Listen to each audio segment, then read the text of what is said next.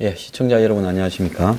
예, 황양수의 톡톡톡 오늘 이 크리스마스 특집으로 손춘택 목사님, 저희 회원이기도 하고요. 네. 저희 뉴스 브리핑을 열심히 도와주십니다. 지금 서울 강동구 상일동에서 조그마한 교회를 하시는 분이신데요.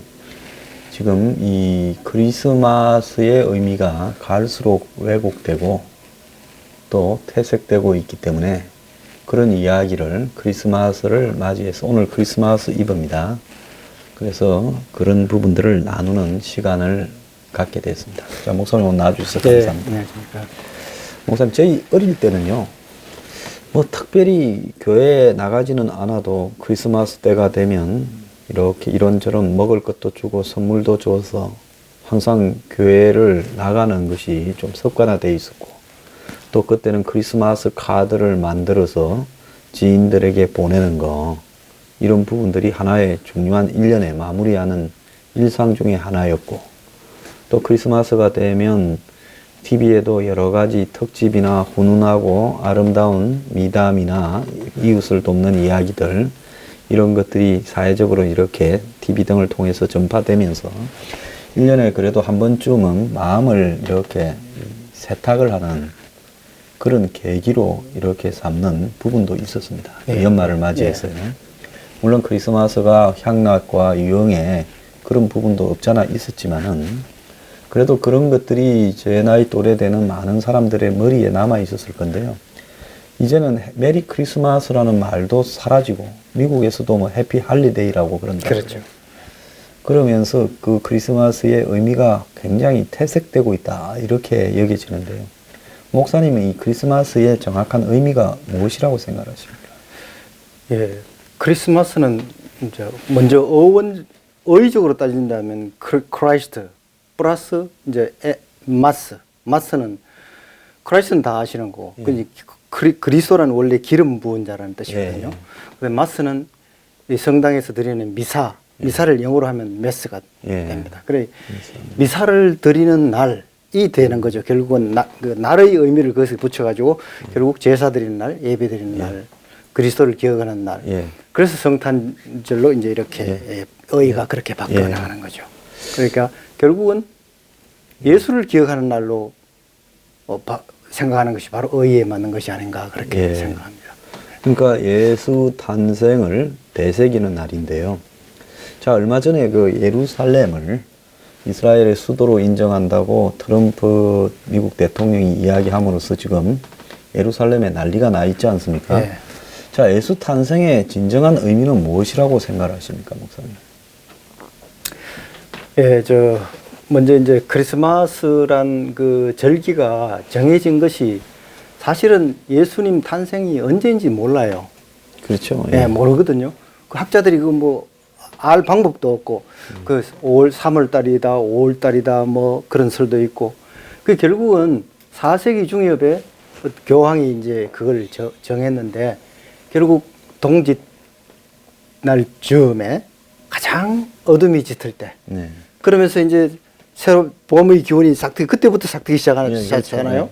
그리고 가장 어두울 때 예수님이 오셔서 이 땅을 구원하러 오셨다는 의미로, 그런 의미로 12월 25일 크리스마스로 정한 것입니다. 결국 이 세상은 어둠이고 이 세상은 결국 죄로 점철된 인류사고 거기에 인간을 구원하기 위해서 오셨다는 그런 의미로 해석해야 될 것입니다. 그러면 결국은 예수님이라는 특정한 분이 태어난 날이라기보다는 그 사람이 가장 어두운 시대에 나서서 세상을 좀 낫게 만들기 위한 의미를 기념하는 날이다. 이렇게 지금 생각을 우리가 받아들여야 되지 않겠습니까? 예, 세속적으로는 그렇게 받아들여야죠. 예. 그러면 이제 뭐 옛날에는 그렇게 이야기를 하지 않았습니까? 그 하늘에는 영광, 땅에는 평화라고 이렇게 이야기를 했죠. 그래서 과거는 이제 크리스마스 때 처음에 한 달쯤 전부터 거리에는 캐롤이 울리고요. 그렇죠. 교회를 가거나 가지 않거나 성당을 가거나 가지 않거나 그것은 어쨌거나 이 모든 사람들이 자신의 삶을 한번 이웃과 더불어서 돌이켜보는 그런 어떤 기간쯤으로 한번 정리하고 새해를 맞이하는 그런 의미가 있었습니다. 예. 우리가 그 뭡니까 스크루지입니까? 예. 그 스크루지의 소설의 찰스 내용 디킨스. 찰스 디킨스의 소설을 보더라도 지독하게 살던 스크루지가 하룻밤에 이제 악령을 만나면서 자신을 갖다가 이렇게 되돌아보고 참여하는 모습을 이렇게 이 크리스마스 시즌쯤에 느끼게 하는 그런 소설이었지 않습니까? 예. 그럼 일반 사람들도 결국은 자신의 삶의 방식, 정신없이 쫓겨온 일련의 하루를 한번 정화하는 그런 부분이라고 봐야 되는데요. 지금 이 우리나라에 또 전 세계에 이런 어떤 크리스마스라는 부분이 그 이후에 일종의 무슨 축제, 페스티벌, 또 향락, 또 무슨 여행, 선물, 뭐 또 고급 식사 이런 부분으로 소비의 상징으로 변하게 된 부분은 무엇 때문에 그렇다고 보십니까? 결국 이제 신앙의 본질은 생각하지 않고 믿음은 없고 이제 모든 것을 상업화하는 그런 또 세태 구조와 함께 그 다음에 세상 사람들은 그 본질보다는 항상 겉탈이 외양 그런 데 관심을 가지고 유흥에 관심 가지고 그러니까 크리스마스를 완전히 세속적인 명절로 만들어버린 거죠. 먹고 예. 마시고, 먹고 마시고. 즐기고 예. 놀고 쉬는 예. 명절이 된 거죠. 예. 그래서 이제 미국의 이런 그 영화들이나 이런 것들 중에 좀 잘 만든 걸 보면요.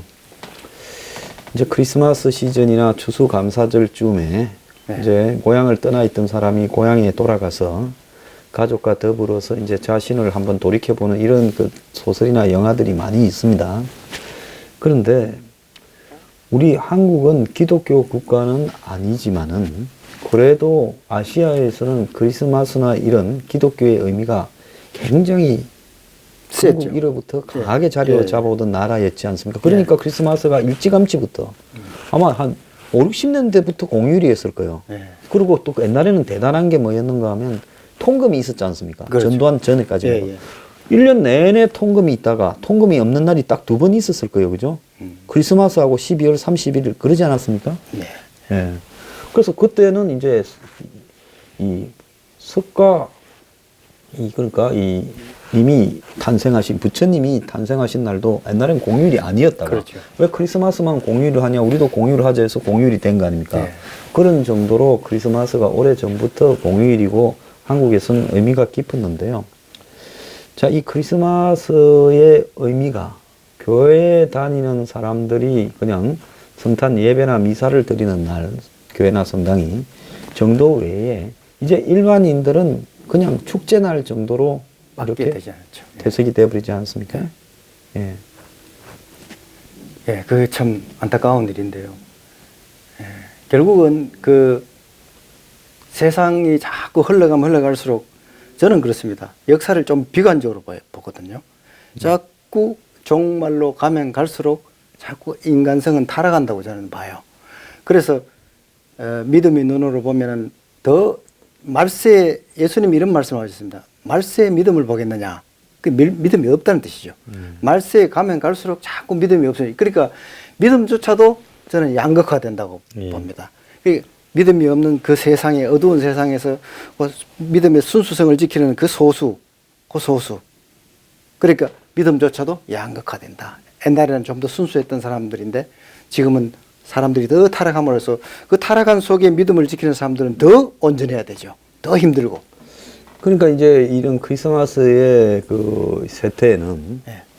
한마디로 이 종교를 믿는 사람들은 이렇게 종교 자체가 상업화, 물신화, 대형화되고 네. 일종의 소비처럼 돼가는 종교. 그렇죠. 그 다음에 이 종교를 믿지 않는 사람도 이 크리스마스라는 부분이 가지고 있는 일종의 공동체 의식. 그래서 크리스마스 때 어려운 이웃을 돕고 무슨 네. 산타클로스도 등장하고 했던 거 아니겠습니까? 네. 그런데 이런 공동체 의식이 점점 사회에서 사라져버리는, 심지어 뭐 엊그제 한 반상회에 뭐 신문에 난 내용을 보면 뭐 문제가 생겨서 다 모였다가 아파트에 네. 서로 전화번호라도 좀 교환하자니까 한 명 빼놓고는 다 그렇게 하기 싫다고 안 했다는 거 아닙니까? 네.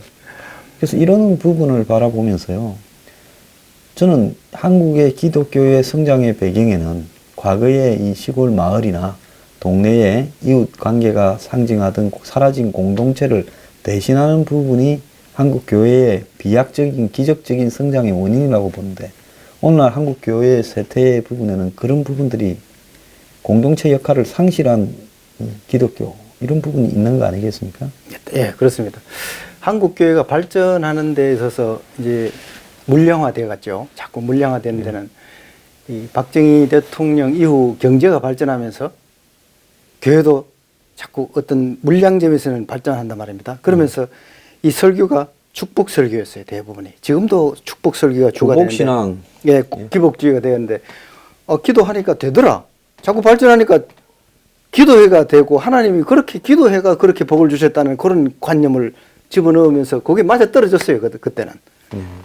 성장의 시기니까, 성장의 시기니까. 잘 되는 사람 숫자가 월등하게 많았으니까, 그러니까 올때 자기도 기독교를 믿든 안 믿든 잘 잘 된다. 될 수밖에 없죠. 자기도 믿어서 잘 됐다는 생각을 예, 가지게 예. 되는 거죠. 예.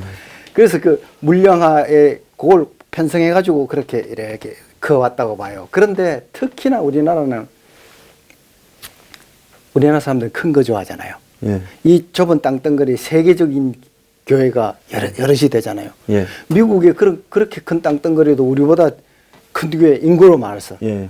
신도수로 말해서는 큰 교회가 훨씬 없거든요. 그렇죠. 한국 그러니까 같은 교회가 이 없죠, 백성이 전 세계에. 우리나라 사람이 큰 걸 숭상하는 게 근본적으로 이 마음속에 자리 잡고 있어가지고 자꾸 큰 걸 추구하다 보니까, 그 다음에 그 목사님들이 나눠주기를 싫어하니까 끌어당기고 자꾸 대형 버스를 가지고 온 동네 휘젓고 다니면서 신자들 다 끌어모으니까 그 개척교회나 작은 교회는 될 수가 없죠.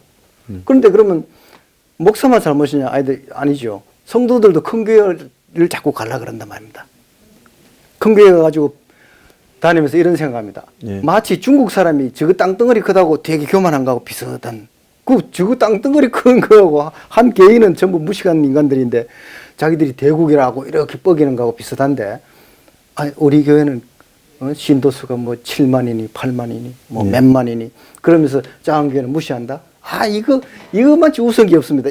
이거만치 예수님 정신하고 어긋나는 게 없잖아요. 예. 그러니까 우리나라 민족성과도 연관되어 있고 또 목사님의 탐욕과도 연관되어 있다고 생각합니다. 자, 그렇게 보자고 하면 이런 어떤 교회의 세속화, 그런데 이제 이런 부분의 세속화의 문제가 교회도 결국은 물질 만능, 그 다음에 황금 만능, 한마디로 출세, 명예의 상징으로 바뀌어 가게 되면서요. 네. 그런 교회가 가지고 있는, 예를 들어서 이 크리스마스의 의미라는 거는 뭐 아무것도 아닌 거 아니겠습니까? 자기들끼리의 리그, 그들만의 리그가 될 수 있죠. 예. 예. 그들만의 가진 자가 모여가지고 그들만의 캐롤을 부르고 찬송가를 부르면서 복 받았다고 그러면서 기뻐하는 것. 예. 그것에 지나지 않고 또 네. 예를 들어 대형 교회의 이 단점을 말하자면, 좋은 점도 물론 조금은 있겠죠. 관료화 조직화된다는 것입니다. 관료화 조직돼가지고 관료화된다는 것. 그러니까 담임 목사는 최고 정점에 올라가지고 청층시화가 되는 거죠. 장로 되고 무슨 뭐. 예, 청층시화가 되면서 그 담임 목사는 성도들의 이름은 고사하고 얼굴도 모르는 그런 지경이 되는데 그게 목회라고 갈 수 있겠습니까? 그게 뭐 2부, 3부, 4부, 5부 하면서 찍어내듯이 이제. 신도가 수천, 수만이 되면서 네. 이 일주일에 들어오는 돈이 수억, 수십억이 현금이, 되면서 예, 또 은행에서 교회를 크게 짓는다고 대출을 받고 예. 목사 월급에 자기 고급 차량에 기사에 판공비에 예. 그래 가면서 그 좋은 자리를 또 자기 자녀한테 세습을 한다고 얼마 전에 한국의 아깝죠. 대표적인 교회 목사님이 난리가 나가지고 있는 거 아닙니까? 예, 남주기 아깝죠. 자기 욕심에 의해서 한 거니까. 순수하게 믿음으로 했으면은 조금 이렇게 분양을 해줘야죠, 교회를. 분양을 해서 좀 괜찮은 뭐 부목사들이나 안 그러면 다른 사람이나 이렇게 분양해 줘가지고 그 교회 가라 그러면서 이렇게 나눠주면서 그래야 진짜 목회가 돼요. 분양하는 게 그게 최고의 목적이 아니라 목사는 그 요한복음에 그런 말씀이 있잖아요.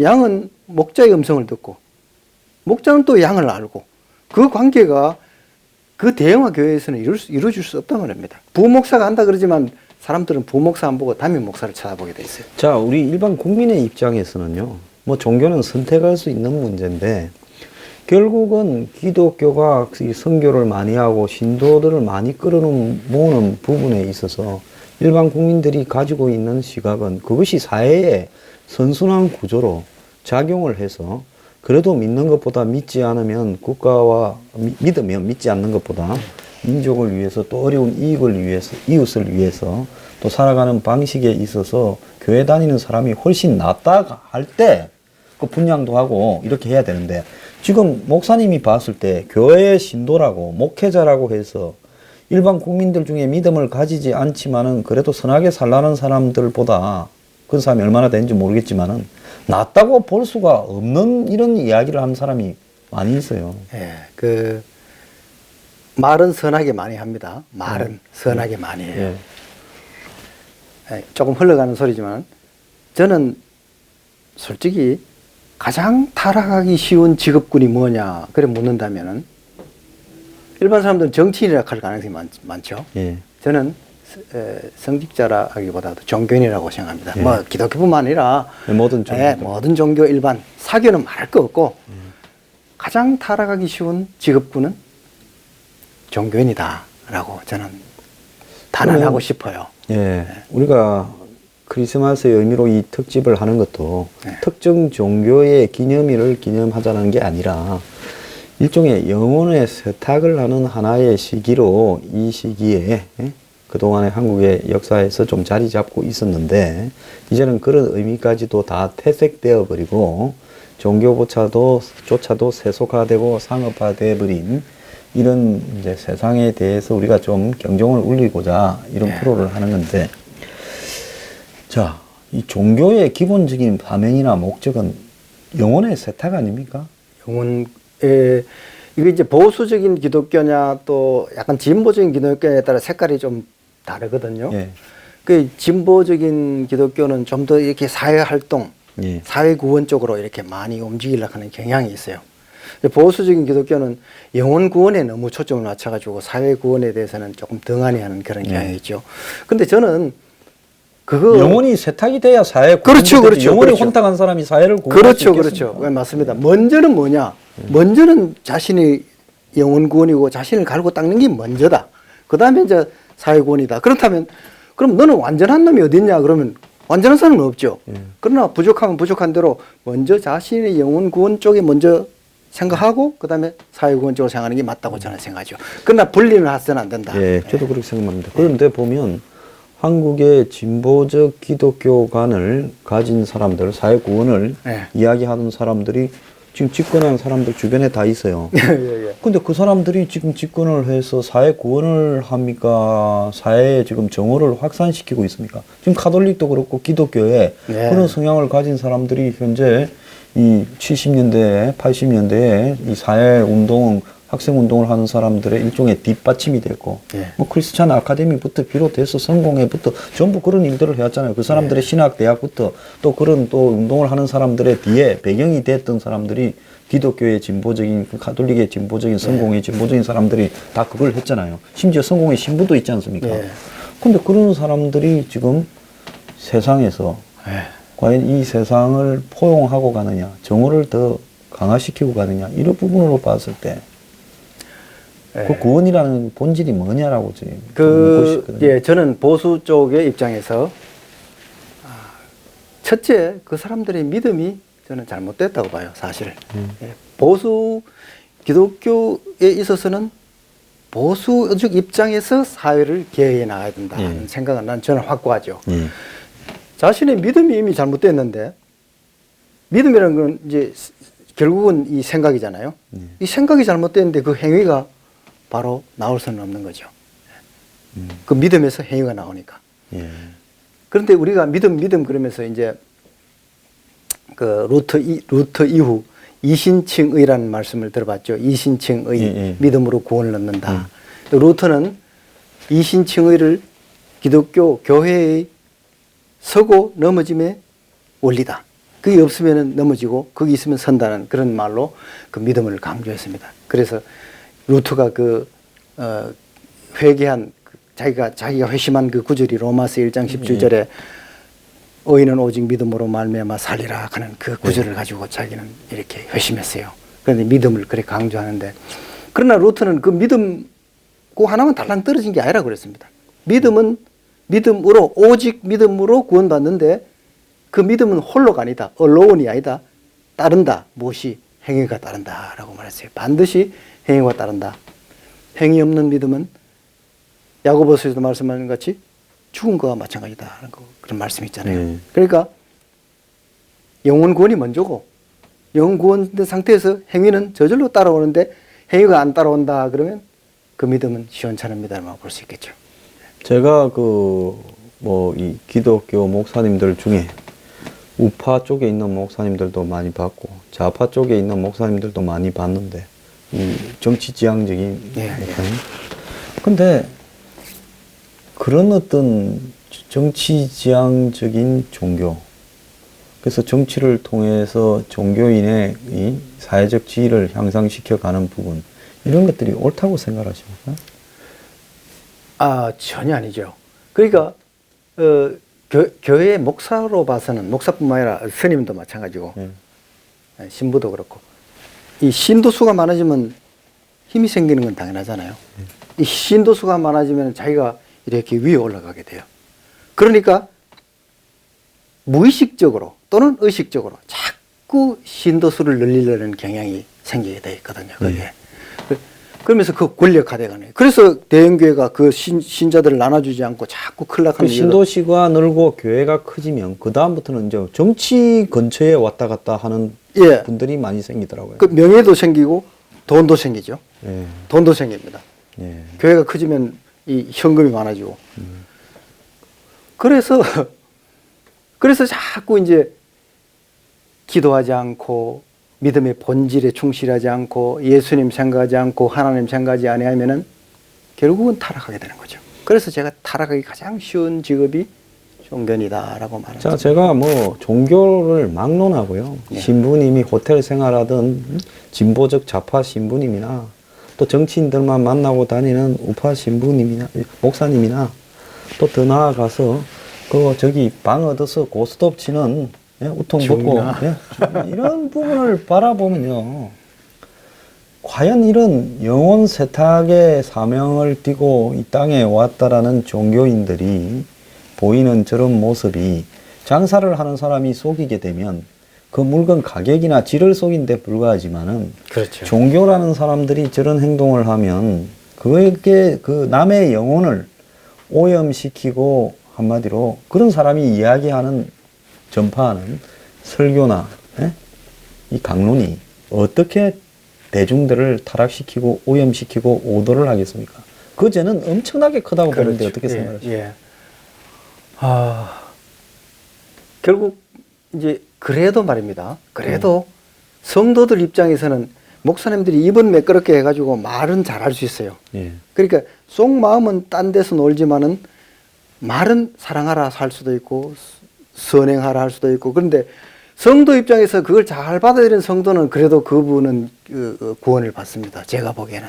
그런데 가식의 말이라도 그렇죠, 그 그렇죠. 말이 천사 목소리처럼 영악하게 하면 그것도 구원에 받는다. 하긴 얼마 전에 보니까 강남에 유명한 대표적인 교회에 그 목사 이거 잘하기로 유명한데, 그런데 그 교회 이제 나중에 보니까 결정적일 때 사고가 나가 시끌시끌하고 난리더만요.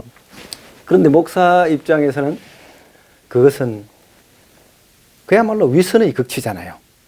정치인들도 위선을 늘 범하는데 종교인은 위선의 극치가 되어버립니다. 이 영혼을 뺏어버리기 때문에. 그러니까 단텐가 그랬다 그러잖아요. 가장 지옥에 보면 지옥의 가장 지옥의 등급이 가장 아래에 고통스러운 곳에 타락한 성직자가 들어가는 곳이 있다고 말했다고 그러잖아요. 그 참 이 종교가 타락을 해서 옛날에는 기독교가 베드로가 무슨 초대 교황일 때는 한마디로 기독교를 믿는 사람들이 이 동물 앞에 이 콜로세움의 동물 앞에 던져지고 대학살을 당하고 해서 숨어서 그걸 인정받고 공인이 됐는데 어느 날 그렇게 해서 만드는 이 가톨릭이 어느 날은 또 타락을 해서 초약권이니 무슨 면제분이 팔다가 또 종교개혁하자고 했는데 그 종교개혁해서 또 나온 이 개신교가 또 오늘날은 한국에 와서 한마디로 이 정말 종교는 이 부자를 위한 겁니까? 힘 있는 사람을 위한 겁니까? 약자와 가난하고 억눌린 사람을 위한 겁니까? 종교의 사명이 어디 있다고 봅니까? 종교는 예. 그러니까 하나님 사랑은 보편적이거든요. 예. 그러니까 하나님은 그 비를 빈자에도 내리고 부자에도 내리고 햇빛을 악인에도 비추고 선인에도 비추는 그런 보편적인 사랑을 가지신 분인데 인간 일반을 하나님은 사랑하시는 건 틀림없습니다. 그런데 하나님의 관심이 더 가는 것은 어디냐? 그것은 가난한 자죠. 그래서 성경에는 항상 고아와 과부를 언급하고 있잖아요. 고아와 과부를 너희들이 돌보라는 말이 구약에 많고 신약에도 늘 그런 소리가 나온단 말입니다. 그러니까 성경이 하나님 말씀일진데 하나님은 가난한 자에게 더 관심을 가지고 계신다라고 봐도 무방한 거죠. 그러면 이 강자와 힘이 있는 자, 권력이 있는 자에 대해서도 사랑을 베푼다라는 것은 그 사람들이 회심을 해서 그런 부와 권력을 이 가난한 자와 약한 사람과 나누고 또 더불어 살아가라고 하는 축복을 내리는 거 아니겠습니까? 예, 불쌍히 여기고 예. 그쪽으로 인도해 달라고 기도할 수 있는 거죠. 강한 사람이 더 강해지고 또 많이 가진 사람이 더 가져라고 축복하는 건 아니까. 그렇죠, 그렇죠. 예. 그러면 이 크리스마스라는 것이 결국은 땅에는 평하고 하늘에는 영광이 있으려면 이게 약자의 크리스마스나 강자의 크리스마스나 이런 부분들이 정말 더불어서 하루쯤은 이웃을 생각해보는 그런 날로 만들어라 이런 의미가 아니었겠습니까? 그렇죠. 저 교회는 말입니다. 예. 교회는 가난한 자도 있어야 되고 부자도 있어야 되고 계급이 높은 사람도 있어야 되고 계급 가지고 오면 안 되죠. 교회는 계급이 낮은 사람, 서민, 중산층, 부자 이렇게 어우러져야 교회가 진짜 교회입니다. 그런데 까딱 잘못하면 끼리끼리 교회가 될 가능성이 많거든요. 부자들은 부자들끼리, 가난한 자들끼리. 동네가 좀 부자 교회는 또 그래 될 가능성도 있으니까. 그래서 이 보편성, 이 기독교의 보편성은 정말 저는 기독교는 진짜 보편적인 종교다. 보편성을 가져야 된다. 그러니까 그러이 함에도 불구하고 뒤섞여야 함에도 불구하고 사람은 자꾸 배타적이잖아요. 도태식이잖아요. 예. 조선시대 양반이 그 쌍놈들을 자꾸 만들어 예. 노비를 만들어가지고 하는 거는 자기들 편하려 그런 거잖아요. 예. 결국 도태시킴으로 해서 위에 있는 사람들은 편해지기 때문에 그거는 하나님 뜻이 아니죠. 섬김이 없는 거죠. 예. 아래 사람 불쌍히 여김이 없는 거고. 예. 그리고 결국 그것은 또 하나님의 뜻과는 멀어지는 거죠. 말은 하나님을 고백하고 나는 믿었다 구원받았다 그러지만은 하나님과의 뜻과는 멀어지는 거죠. 말이 중요한 게 아니라 행위가 중요한 거고 믿음이 있는 다음에는 행위가 중요한 거죠. 그래서 우리는 믿음을 교의라고 한다면 교의, 덕트린이라고 그러잖아요. 교의는 신학적 교리를 원래는 독트린이라 그러는데 지금은 독트린이 자꾸 나쁜 의미로 쓰이는데 원래 독트린은 좋은 말이죠. 그냥 교리 있는 그대로 좋은 교리. 그 독트린이 있는 다음에는 그 다음엔 프락시스라고 그랬어요. 프랙티스 실천. 그러니까 독트린과 실천하고. 독트린과 프락시스가 어우러져 간다. 항상 어우러져야 된다. 그것이 없이는 진정한 구원이 있을 수 없다라고 저는 그렇게 늘 믿습니다. 예. 결국은 그 인간이라는 건 살아가는 과정이 저도 고통이라고 생각합니다. 예, 맞습니다. 예.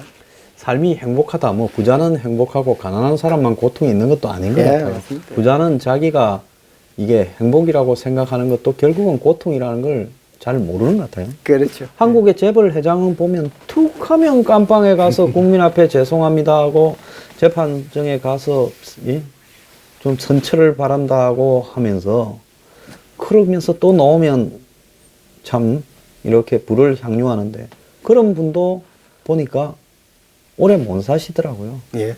예? 남한테 그런 분을 좋아하는 사람도 많지만은 그것보다 또 몇 배가 되는 사람이 또 싫어하고 정오도 받아요.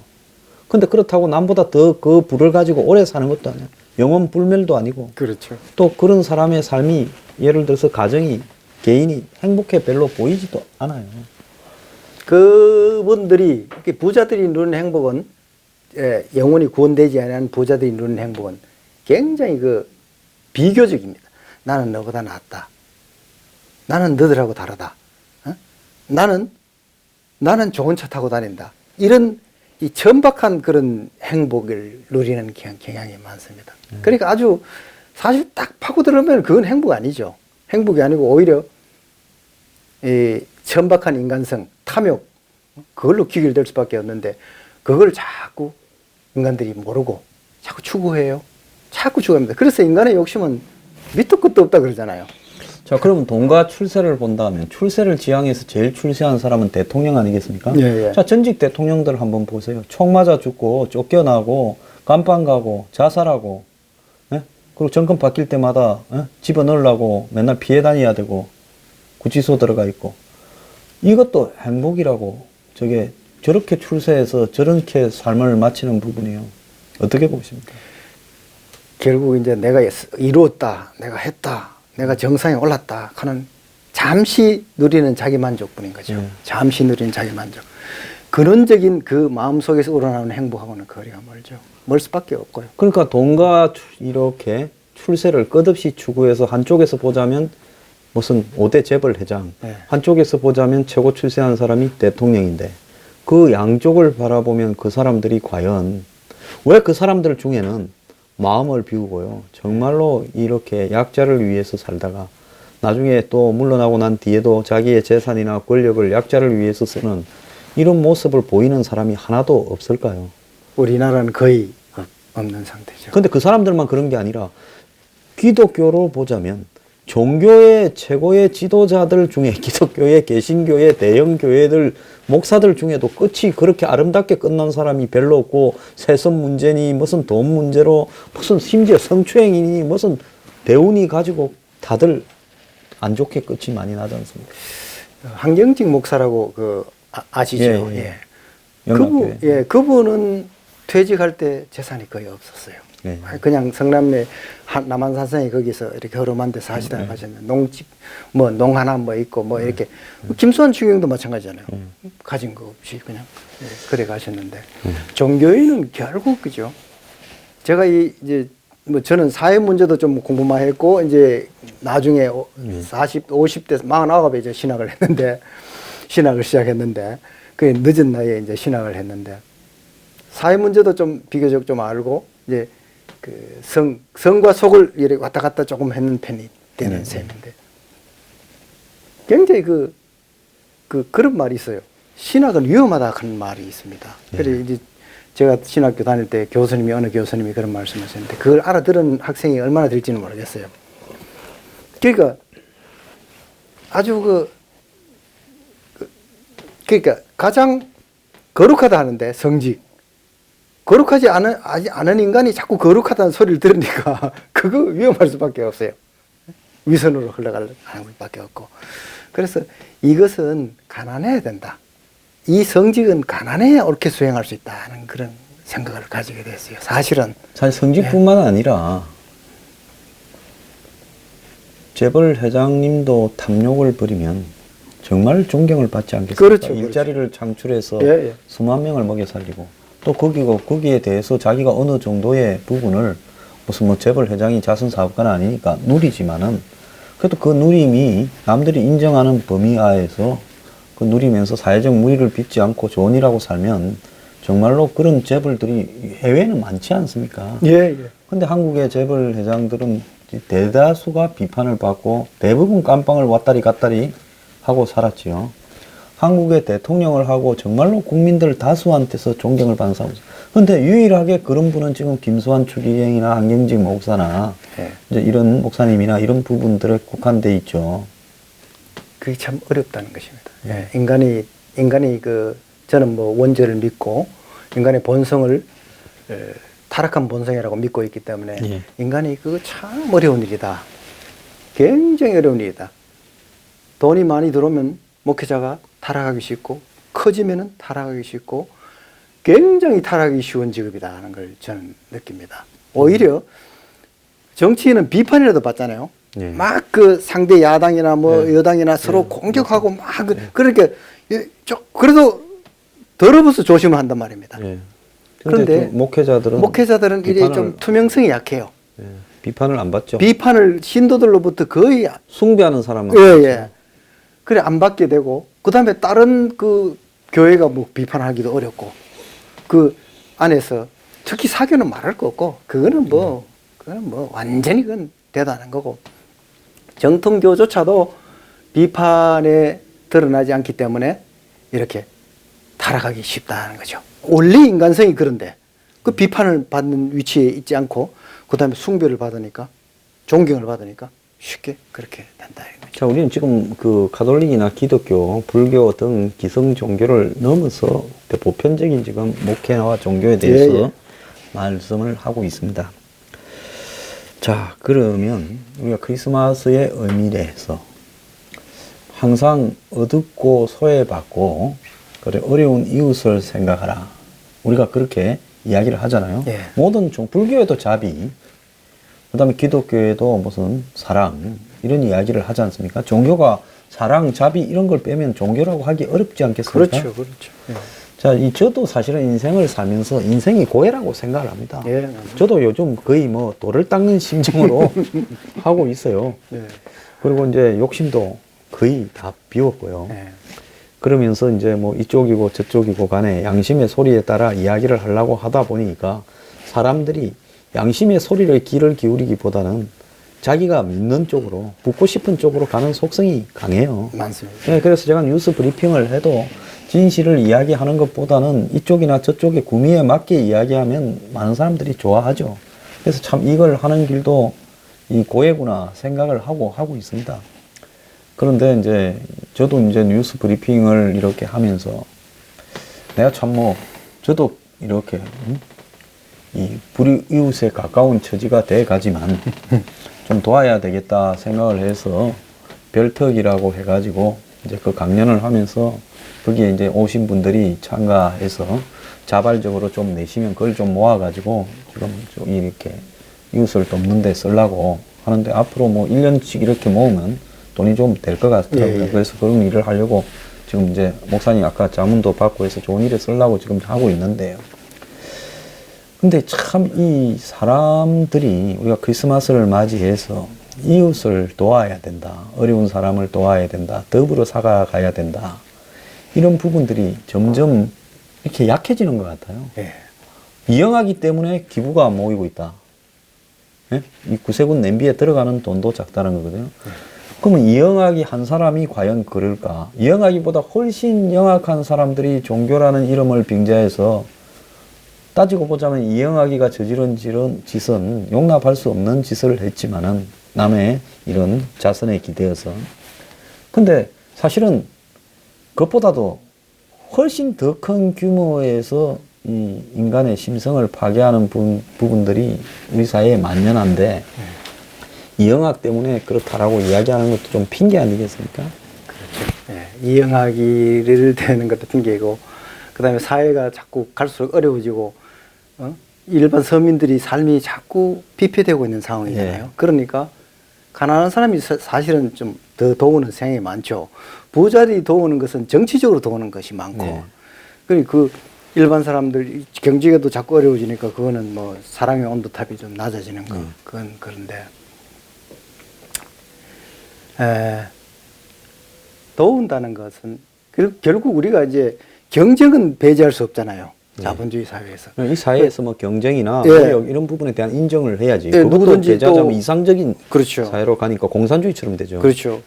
그러니까 정치인은 권력을 잡기 위해서 경쟁하고 자본가나 경영자들은 기업을 키우기 위해서 경쟁하고 그다음에 공부하는 사람은 공부 잘해가지고 뭐 좋은 대학 가고 그다음에 뭐 시험 합격하고 이 경쟁은 다 인정하되 경쟁하고 나서 이긴 자들은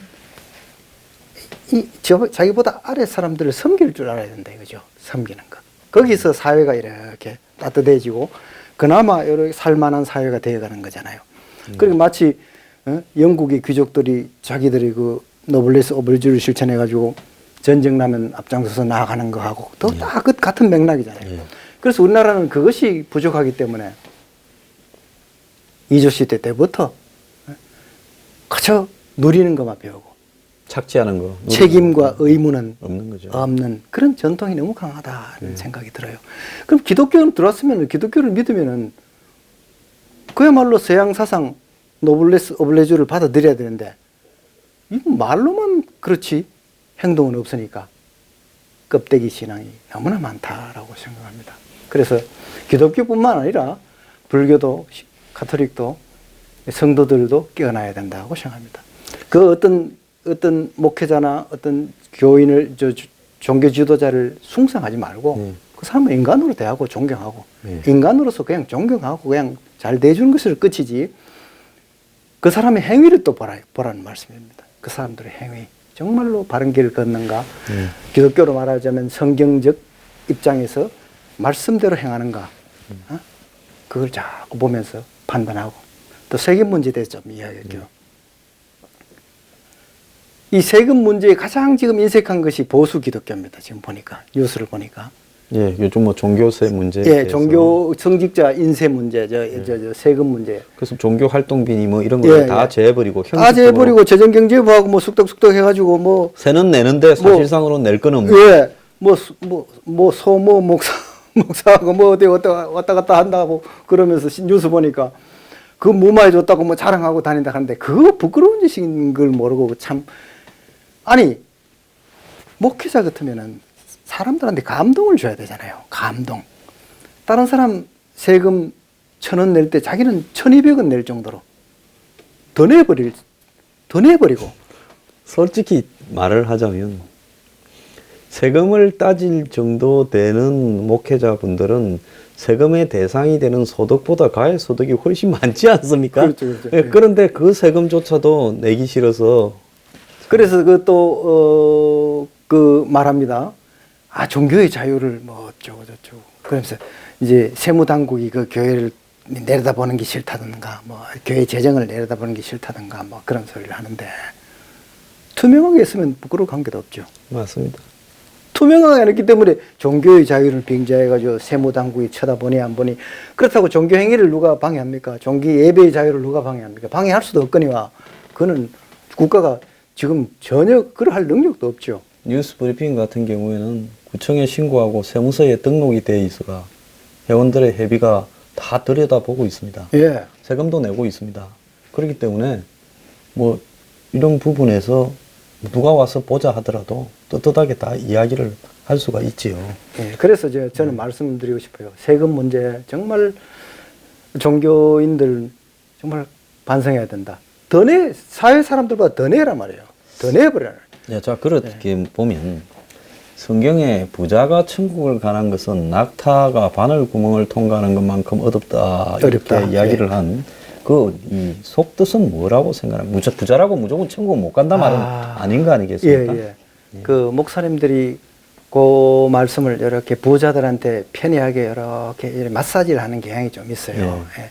그래서 요즘 참 성경의 속뜻대로 설교하는 것도 어디 가서 듣기가 어려워요. 예, 그것을 이제 이렇게 말하죠. 마음이 부유하고 교만하고 그러면은 천국 가기 어렵다는 그런 의미로 자꾸 이렇게 전화시킨다든가 뭐 그런 식으로 할 수도 있어요. 할 수도 있지만 사실은 그 의미는 있는 그대로를 받아들이는 게 오히려 좋을 듯 합니다. 저는 있는 그대로. 그렇다고 부자들이 다 뭐 천국 못 간다는 소리는 아니고 그만큼 어렵다라고 불을 했지. 축적하는 과정에서 탐욕이 개입돼 있을 그렇죠, 수밖에 없다는 거죠. 예, 어렵다는 거지. 너희들 다 멸망의 족속이다라고 말씀하신 건 아니죠. 제가 한때 이렇게 벤처도 하고 하면서 돈을 좀 벌어볼까 생각을 했는데 저는 안 된다라고 포기를 했습니다. 왜냐하면 부자가 되려면 뭐 상장을 하고 자본을 유치하고 뭘 이렇게 하고 하려면 그게 전부 다 속이고 빼기고 이 양심에 어긋나는 일이 상당히 많더라고요. 예. 솔직히 그래서 야, 이 나 같은 사람은 부자로 살기는 틀렸구나 하는 생각을 어느 정도 했습니다. 그러면 또 하나 일 보면 마음이 가난한 자는 복이 있나니 천국이 그대의 것이요라고 뭐 이렇게 이야기를 하지 않습니까? 예. 자, 여기서 마음이 가난하다는 것은 무슨 말씀입니까? 예, 마음이 가난하자. 이게 실질적으로 또 물질적으로도 가난한 자가 마음이 가난할 가능성이 또 많죠. 아까 그 부자가 천국에 들어가는 것은 바늘귀에 들어가는 거, 낙타가 바늘귀에 만큼 어렵다, 가능성이 어렵다는 것이 이것도 가능성으로 실질적으로 물질적으로 빈약한 자들이 마음이 가난할 가능성이 조금 더 많다고 볼 수도 있는데 여기서 마음이 가난하다라는 것은 가난하다는 어떤 것은 의미입니까? 결국은 한마디로 겸손하다는 뜻이라고 그렇죠. 생각합니다. 마음이 가난하다는 것은 교만하지 않다라는 예, 데 대한 상대적인 거지. 마음이 예. 못됐다 소리가 아니죠. 그렇죠. 마음이 그냥 정말 흐름하게 뭐 거지 같다는 게 아니고 마음이 겸손하다. 엘라어가 이렇게 또 뭐 이 고대 이 뭡니까 이 옛날에 그 라틴어로 번역되고 네. 라틴어가 영어로 번역되고 영어가 또 한국의 성경으로 번역되고 한국의 성경 구어체로 번역되는 과정에서 네.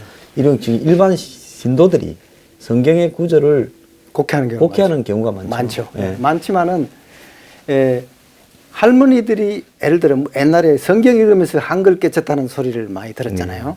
그러니까 성경 읽으면서 할머니, 무식한 할머니나 무식한 사람들이 성경 읽으면서 그 사람들도 구원을 얻어가지고 기쁨으로 생활하고 그런 사람들이 많이 나타날 수 네. 있거든요. 그러니까 한 자구 해석은 엉터리고 모를 수 있을지언정 전체적으로 그 맥락 속에서 하나님이 원하시는 걸 이해를 하기 때문에 그게 가능한 것입니다. 그래서 한 자구에 얽매여가지고 너무 요건 요거 저건 저거다는 신학자보다도 오히려 그분들이 더 나을 수 있는 것이죠. 그러니까 마음이 가난하다라는 것은 마음의 탐욕을 버린 예. 이 선한 자는 복이 있어서 천국에 간다 이런 이야기 아니겠습니까? 예. 예.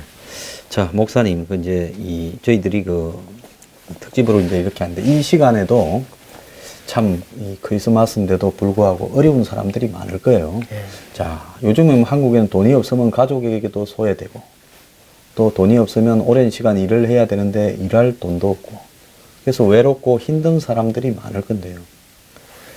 자, 하나님은 그래도 그 사람들한테도 공평할 거 아닙니까? 예. 자, 그렇다면 어떤 이야기를 좀 해주고 싶습니까? 그런 분들한테요. 우리가 뭐 편하고 즐거운 분들한테야 우리까지 나서서 굳이 뭐라고 하실 필요가 없어요. 그냥 해피 크리스마스나 해피 할리데이 하면 되는 거예요. 네. 결국은 아까 저 소장님께서 말씀하신 말씀을 저는 드리고 싶네요. 결국 마음이 가난한 자는 천국이 저희 것이며 예수님의 그 산상보훈, 산상수훈이라 그러죠. 마태복음 5장에 나옵니다. 그걸 읽으면서 위로를 받고 그야말로 성도들 아닌 분들은 잘 이해하지 못하겠지만 성령님이 주시는 위로, 성령이 주시는 위로, 그 위로를 받으면서 살아가는 것. 그러니까 당장 뭐 호화롭게는 안 산다 하더라도 정말 먹을 거 없고 참 뗄감이 없어가지고 벌벌 떨 때는 정말 고통스럽지만은 그것만 면했다면 그런 위로 가운데서 이렇게 하나님의 위로 가운데 사는 것 그것도 행복이다라고 저를 생각합니다. 그러니까 이렇게 자신의 처지가 비난하더라도 더 선하게 살라고 마음을 먹어야. 예, 그래야 예. 거기에 하나님 위로, 성령의 위로가 들어오는 거죠. 예. 우리가 사회를 개혁하기 위해서 막 그 데모하고 분노할 때는 분노하고 그것도 필요해요. 예. 그거는 사회를 개혁하기 위해서 그런데 그것이 정오에서 나왔을 때는 그거는 우리는 믿음의 사람이 할 일은 아니죠. 네. 예. 어디까지나 마음은 자기는 정오한 마음은 없고 정말 세상을 위해서 한번 일해보겠다는 마음으로 사회를 개혁하고 분노할 때 분노한다는 것은 그것은 어느 정도는 바람직한 일이다라고 볼 수 있겠죠. 예, 저도 뉴스 브리핑을 하면서 정오했거나 좀 미워한 분들 또 악성 댓글을 달 분도 좀 미워하고 권력을 진 사람들에 대해서도 좀 미워하고 정오도 좀 했습니다. 솔직히 고백하건데. 근데 이제 이 성탄절을 맞이해서 마음을 좀 내려놔야 되겠다 생각을 하고요. 좋은 말씀 한마디 마지막으로 좀 해주십시오. 목사님이 제일 좋아하는 귀절을. 예, 그래도 있거나 없거나 다 복을 같이 받으셔야죠. 저는 목사로서는 뭐 모든 사람들이 저는 뭐 자랑은 아닙니다만 저와 같은 믿음을 가졌으면 좋겠다는 걸 그런 생각을 가지고 있어요. 정말 믿음의 세계에 들어가 보시라. 그러면 저도 어려운 생활을 정말 많이 했습니다. 그러나 그것을 극복할 수 있는 힘이 생기죠. 예. 그러면 그 극복은 자기 마음이 이렇게 평안하고 평화롭고 그 다음에 무엇을 세상을 바라보는 그 능력이 크게 생길 때 바깥 세계도 극복할 수 있다 이거죠. 그래서 달가스 옛날에 덴마크에 달가스라는 사람 있잖아요. 예, 덴마크의 부흥을 갖다 이끌었던. 예. 그 사람이 하는 말이 우리 옛날에 초등학교 때 배웠잖아요. 바깥에서 이런 것을 안에서 찾자는 거. 예. 그 가난한 자들은 지금 우선 누가 나눠주는 것도 아니고 가질 게 없습니다. 예. 위로받을 때도 없어요. 그 잃어버렸습니다. 이런 삶, 물질적으로는 이런 삶을 살고 있습니다. 그러나 정말 믿음의 세계에 들어가면 안에서 찾을 수 있거든요. 그 안에서 찾다 보면은 바깥 것도 점차 때가 되면 점차 조금씩 나아질 수도 있다는 그런 위로의 말씀을 전하고 싶습니다. 그렇다고 가난한 사람이 저벌되는 건 아니죠. 하류층이 갑자기 어느 날 중산층 되는 것도 아닙니다. 자, 저도 여러 가지로 참 이 시행착오나 기복을 엄청나게 겪은 사람입니다. 정치적으로 수십 차례 조사도 받아보고요. 또 더해서 이렇게 저 한국에 있지 못하고 저 이라크 열사에도 가서 이렇게 피난 가다시피 있었고, 또 몸에 뭐 여러 가지로 어려운 병을 겪어서 큰 고생도 했고, 그래서 또 한때 완전히 망해가지고 진짜 이 어려운 처지도 겪었고 이런데요. 그래서 이 인생이라는 게 저도 이렇게 다니다 보니까 이제는 마음을 내려놔야 되겠다. 예. 그래서 제가 요즘에 참 제 인생에서 보기 드물게 욕심을 내려놨습니다. 예. 욕심이 없다 보니까 편하죠. 예, 편하고, 이 방송을 하면서 주로 남을 비판하고 사회를 비판하는 이야기를 할 수밖에 없어요. 그렇죠. 근데 겁이 안 나요. 예. 왜? 내가 욕심이 없이 했는데 내가 그걸 가지고 당한다면 나를 탄압하는 사람이 잘못된 거지. 그렇죠. 나는 떳떳하다. 그래, 예. 그리고 또 내가 이 시간 이후에 뭘 갖다가 추구해서 어떻게 해야 되겠다고 머리 굴릴 일이 없으니까 마음이 편해요.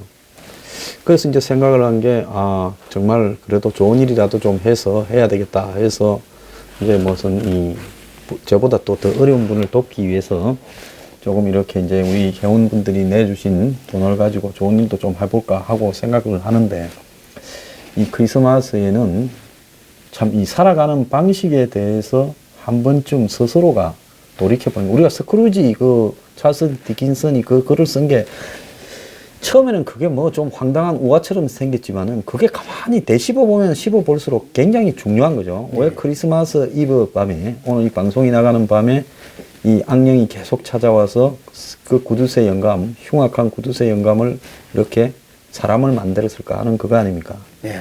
예, 그래서 크리스마스 이브에 그런 걸 좀 우리가 생각해보는 그런 계기로 삼아야 되지 않겠나 생각합니다. 예, 저는 또 이 황 소장님이 하시는 방송이, 이 황 소장님 방송이라고 제가 뭐 왔다는 것도 아니고 굉장히 기독교적으로 보면 복음적이라는 생각이 들었어요.